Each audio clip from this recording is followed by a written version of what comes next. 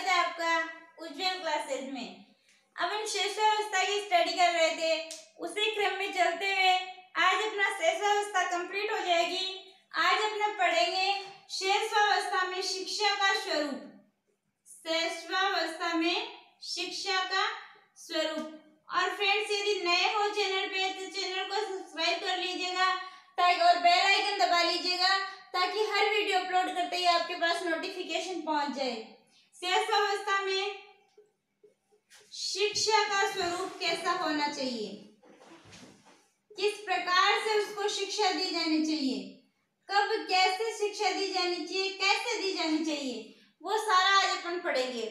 तो शेषावस्था में बच्चा जो होता है वो स्कूल नहीं जाता, वो तो 5 वर्ष का होने के बाद में जाता है, या फिर जाता है तो एंडिंग में जाना स्टार्ट करता है। तो शिक्षा उसको घर पे या फिर अपने माहौल कैसा रखना चाहिए, तो इसमें देखिए टॉपिक वाइज करेंगे। सबसे पहला पॉइंट जो है, सबसे पहला पॉइंट अपन लेते हैं कि वातावरण कैसा होना चाहिए, व्यवहार कैसा होना चाहिए, यानी बच्चे को उचित वातावरण दिया जाना चाहिए।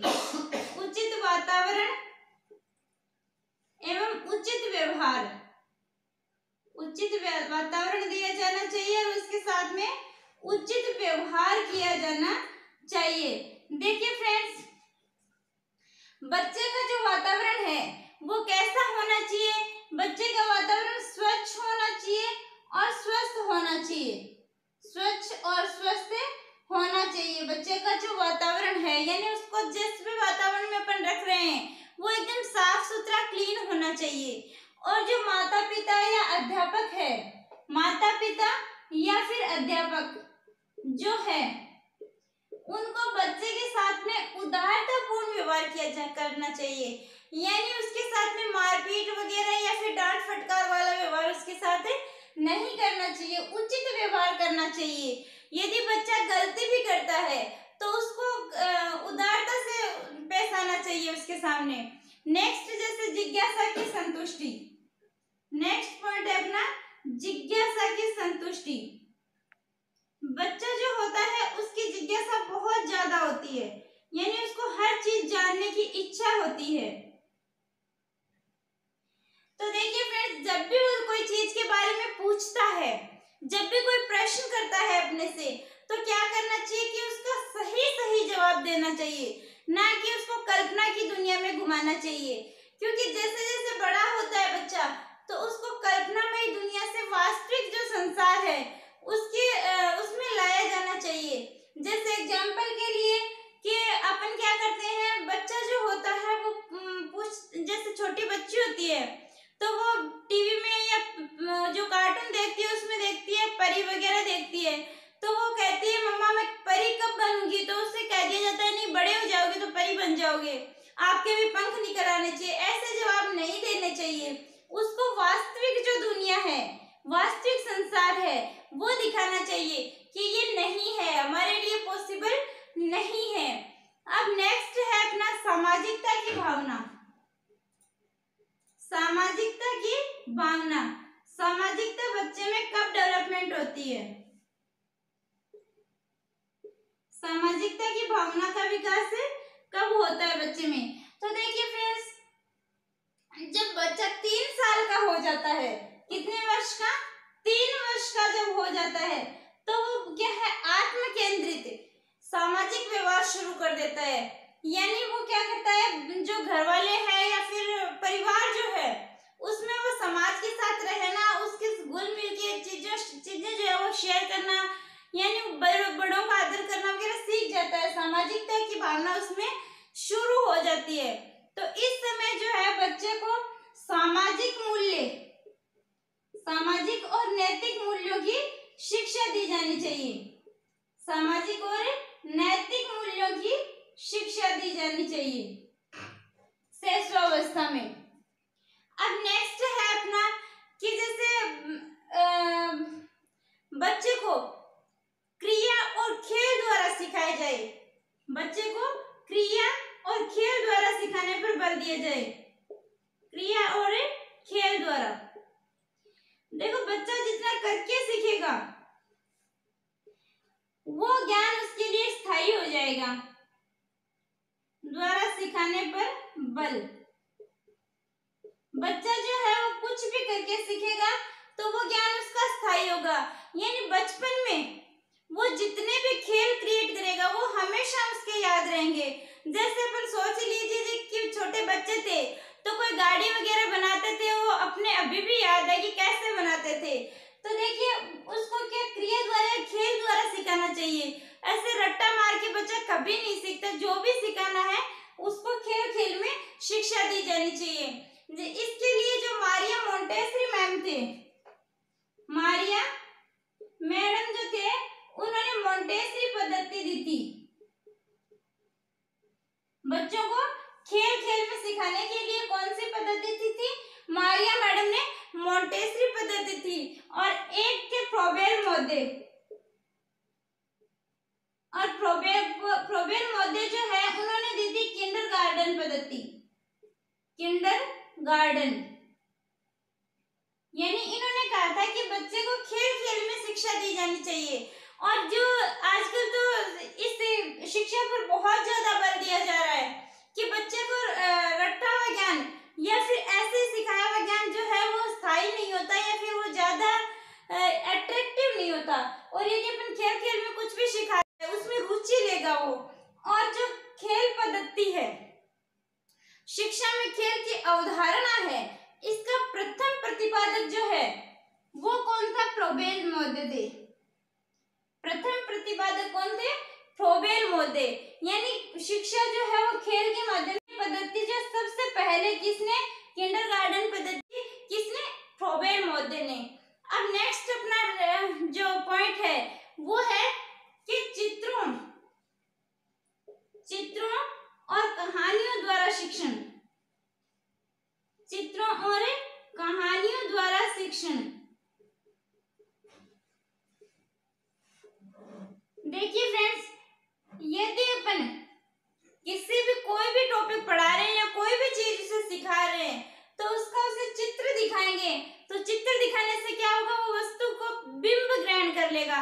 जैसे मान लीजिए अपन ताजमहल के बारे में बता रहे हैं तो ताजमहल उसे नहीं दिखा सकते या फिर ऐसे बताएंगे तो उसकी कल्पना नहीं होगी कि वो कैसा होगा। जबकि उसे चित्र दिखा देंगे तो उससे क्या है? वो बिंब ग्रहण कर लेगा कि हाँ रियल में ऐसा होता है ताजमहल। कहीं पे भी वो ऐसा देखेगा तो वो समझ जाएगा कि ये क्या है? ताजमहल है। वैसा चित्र देखते ही वो कहेगा ये ताजमहल है। ऐसे ही जो कहानियां है, कहानी में क्या है? बच्चे की रुचि होती है। अब रुचि होने के कारण वो क्या है? आसानी से उसका ध्यान केंद्रित हो जाता है कहानी में। और कहानियों में हमें शिक्षा देनी चाहिए। जैसे छोटे थे हम तो दादा दादी या नाना नानी जो है वो कहानियां सुनाया करते थे तो उससे हमें सीख मिलती थी। और वही सीख क्या थी? रियल में शिक्षा है। तो इस प्रकार से चित्रों द्वारा या फिर उसे कहानियों द्वारा शिक्षण करवाया जाना चाहिए। नेक्स्ट अपना पॉइंट जो है वो लेते हैं हम कि आत्म प्रदर्शन के अवसर दिए जाने चाहिए बच्चों को। आत्म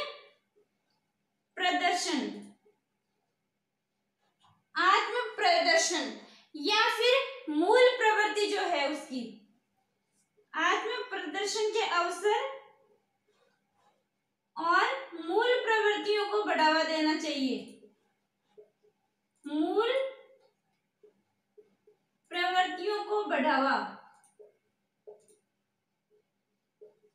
देखिए फ्रेंड्स, आत्म प्रदर्शन के अवसर, जैसे बच्चा जो है वो बहुत कुछ सीख रखा है उसने, लेकिन क्या है वो परिवार में रह रहा है तो वहीं तक सीमित है।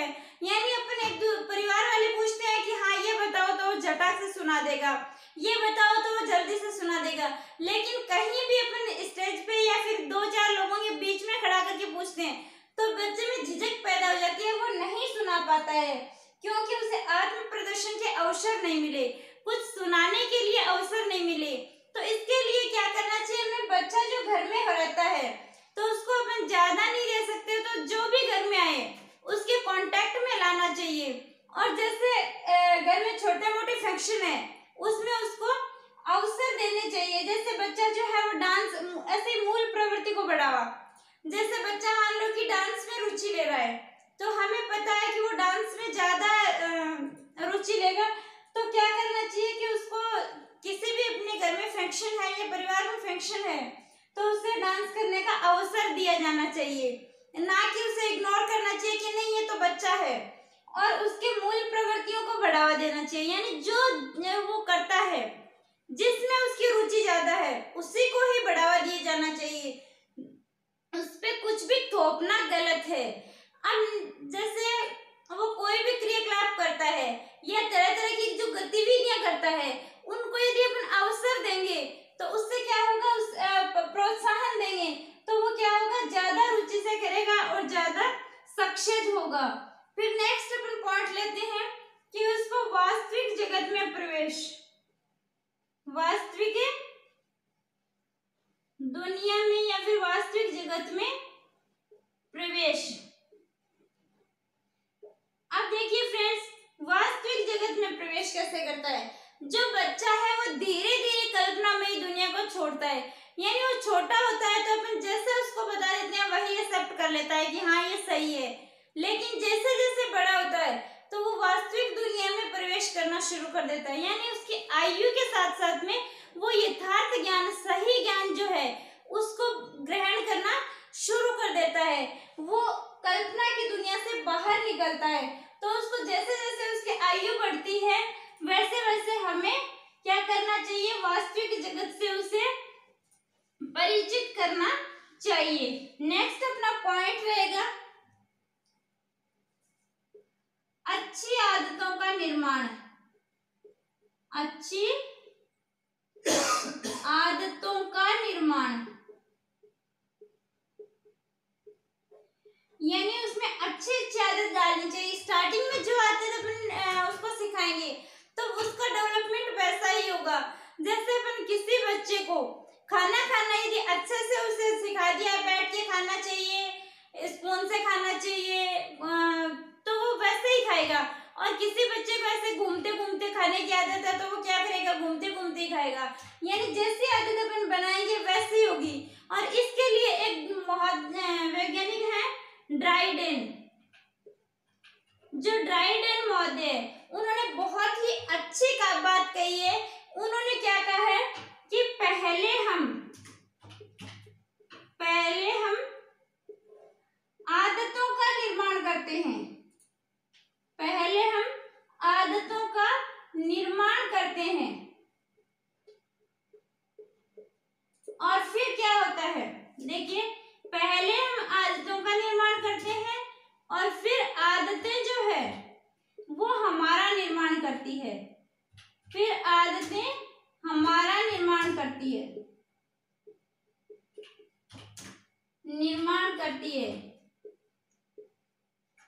ये बात कही है ड्राइडेन महोदय ने। देखिए पहले हम आदतों का निर्माण करते हैं और फिर आदतें हमारा निर्माण करती है। कैसे, जैसे अपन बच्चे को शारीरिक विकास अच्छा हुआ है, उसको स्टार्टिंग में ही सिखा दिया, सुबह जल्दी उठना, उसको सुबह एक्सरसाइज वगैरह करना सिखा दिया, यानी अच्छी आदतें डाल दी, तो उसका जो फ्यूचर होगा वो भी अच्छा होगा। यानी उसका निर्माण भी कैसा होगा, अच्छा होगा। बाद में क्या उसकी आदत हो गई तो फिर आदतें क्या हमारा निर्माण करती है। यानी भविष्य में वो जल्दी उठेगा, अपने काम निपटाएगा तो वो हमारा अच्छा होगा फ्यूचर। और यदि हमने स्टार्टिंग से जो है वो बुरी लत है उसको, जैसे मान लीजिए कि कोई भी बुरी लत हो सकती है मिट्टी खाने की वगैरह, तो जो भी लत है उसको, अब ऐसी लत जो है वो क्या है कि शारीरिक विकास जो है उसको इफेक्ट करेगी। अब शारीरिक विकास उसका अच्छे से नहीं होगा तो उसकी आदतें क्या हो जाएगी, एंडिंग में वही आदतें रहेगी और उसका शारीरिक विकास कमजोर होगा। तो देखिए फ्रेंड्स, ये ड्राइडेन महोदय ने बहुत ही अच्छी बात कही है और ये था अपना शैशवावस्था में शिक्षा का स्वरूप। थैंक्स फ्रेंड्स, वीडियो कैसा लगा, यदि अच्छा लगा है तो लाइक कीजिएगा और चैनल को सब्सक्राइब कर लीजिएगा और बेल आइकन को दबाना मत भूलिएगा ताकि जो भी वीडियो अपलोड हो नोटिफिकेशन सबसे पहले पहुंच जाए। थैंक यू फ्रेंड्स, मिलते हैं नेक्स्ट वीडियो में।